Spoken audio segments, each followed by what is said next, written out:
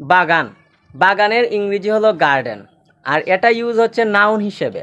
For example, আমার একটি বাগান আছে, আই হ্যাভ আ গার্ডেন, এই গার্ডেনটা হচ্ছে নাউন। আবার বাগান করার ইংরেজিও গার্ডেন। ফর এক্সাম্পল, আমি বাগান করি, আই গার্ডেন, অথবা আই ডু গার্ডেনিং। তাহলে এখানে যে গার্ডেন বা গার্ডেনিং এটা হলো ভার্ব।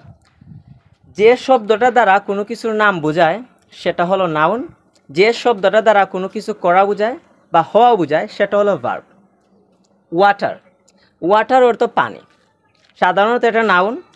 ফর এক্সাম্পল, দয়া করে আমাকে এক গ্লাস পানি দাও, give me a half glass of water. তাহলে এই যে ওয়াটার শব্দ এটা হচ্ছে নাউন।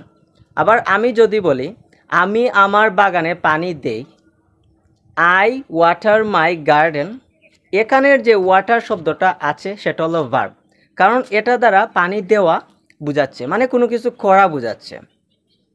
তারপর হলো প্লান্ট, প্লান্ট অর্থ চারা গাছ, প্লান্ট অর্থ চারা গাছ বোঝায়, মানে ছোটো ছোটো গাছকে চারা গাছ বলে, এটা তো আমরা জানি। তাহলে প্লান্ট অর্থ চারা গাছ, এটা আবার নাউন। কিন্তু আমি যদি বলি আই প্লান্ট সাম সিডস বা আই প্লান্টেড সাম সিডস, মানে আমি কিছু বীজ রোপণ করেছিলাম, অর্থাৎ প্লান্ট অর্থ চারা, আবার প্লান্ট অর্থ আবার হয় রোপণ করা, রোপণ করার ইংরেজিও প্লান্ট। আবার নাউনের ক্ষেত্রে যদি একটা চারা হয় তখন হবে প্লান্ট, আর একের অধিক, দ্যাট মিন্স প্লুরাল নাম্বার যদি হয় একের অধিক তখন হবে প্লান্টস। গাছ, গাছের ইংরেজি হলো ট্রি, গাছের ইংরেজি ট্রি, কিন্তু অনেকগুলা যদি গাছ হয় প্লুরাল নাম্বার তখন হবে ট্রিজ। তারপর বীজ, বীজের ইংরেজি হলো সিড, আবার অনেকগুলা বীজ হলে তখন হবে সিডস। মানে প্লুরাল করার ক্ষেত্রে সাধারণত নাউনের সাথে, মানে নাউন যে শব্দটা আছে এই শব্দটার সাথে এস অথবা ইএস যুক্ত করতে হয়।